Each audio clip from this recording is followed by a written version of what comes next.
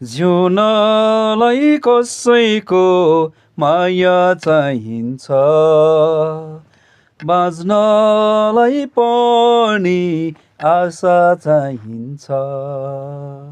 जय मसीह, हार्दिक स्वागत छ।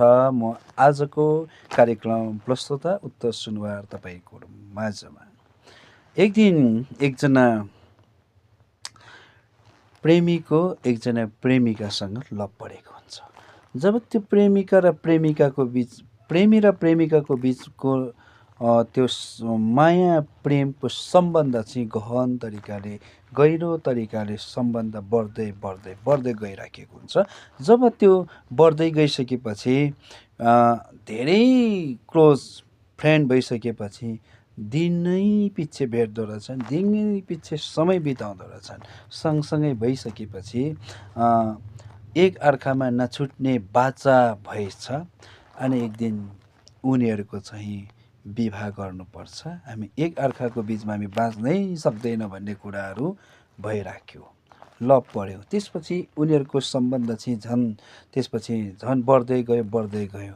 धेरै लामो समय सँगसँगै भइसकेपछि जुन कुरा राम्रो पक्षभन्दा नराम्रो पक्षको कुराहरू चाहिँ त्यहाँनिर खोलाखोल पनि भयो। अनि कुरा खोलिसकेपछि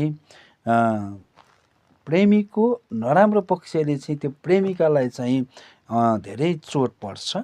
त्यो कारणले गर्दा प्रेमिकाले चाहिँ प्रेमीबाट छुट्ने निर्णय गर्दछ है। अनि त्यसपछि उनीहरूको सम्बन्धलाई चाहिँ बिस्तारै टुटेर गयो, छुट्दै गयो। छुटेर गइसकेपछि प्रेमीले सोच्दछ, अब म कसको निम्ति बाँच्ने, म बाँचेर के काम है, म बाँचेर के काम भनेर उसले चाहिँ मर्ने निर्णय गर्दछ, आत्महत्या गर्नेतिर लाग्दछ। ऊ चाहिँ मर्न चाहिँ यति डराउँदो रहेछ है, बाँच्न नै चाहने रहेछ है।